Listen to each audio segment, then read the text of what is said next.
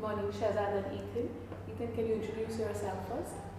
So I'm Ethan D'Souza. I'm an alumni of Dubai Scholars. Right now I'm pursuing my degree in exercise science and I have dyslexia. My name is Shahzad Mohammed Shafiq. I am a current student in Dubai Scholars and I have ADHD. Shahzad, what did ADHD look like to you when you were younger? So with ADHD there are two sides. It's either super focus or super distraction. And so with super focus I could concentrate in something for a very long period. Now even when I was young I actually was already inclined to the natural sciences, but however with my distracted focus I can't concentrate much on any other task. Ethan, what were some of the challenges you faced in the classroom?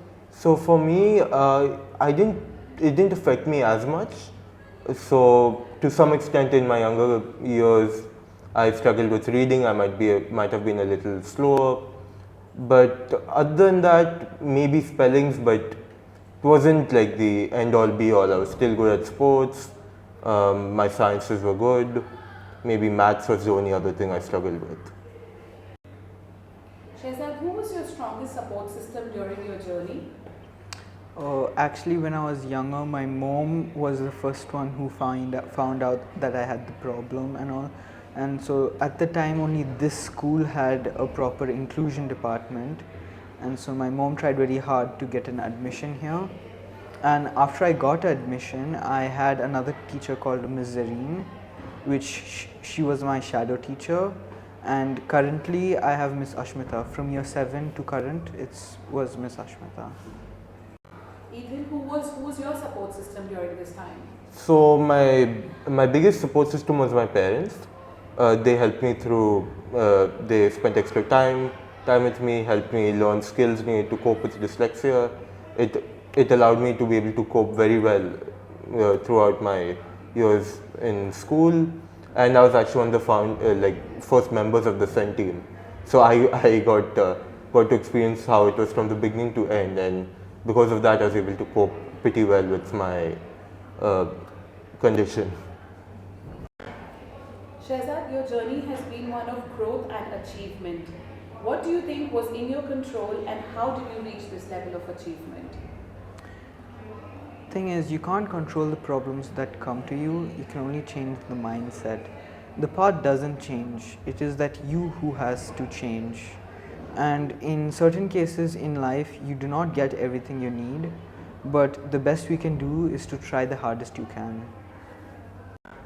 Ethan, with a challenge in reading, written expression and spellings, how was your journey through IGCSE in year 12, especially in English?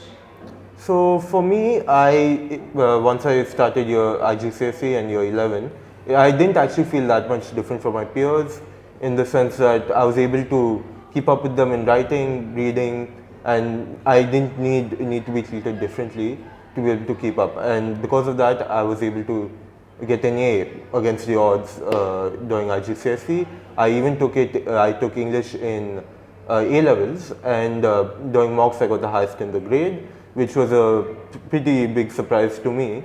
But through all the skills I've learned, I don't feel very different from my peers. All right.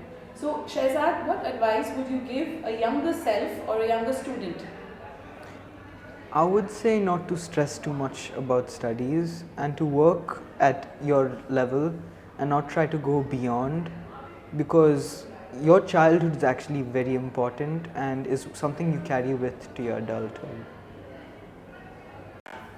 So, Ethan, what advice would you give to a younger self or a younger student who's facing similar challenges? So I would say that don't stress out over being a little different from the others, because from my experience, it's not really that big of a deal. Academics aren't the end all be all. I've been successful in sports and other avenues that weren't always influenced by my academic performance. Thank you, Ethan, and thank you, Shahzad. Thank you for sharing your journey with us. It's been very inspirational, and I'm sure it's going to motivate other students who have similar challenges. Have a wonderful day. Thank you. Thank you. Thank you, Beth.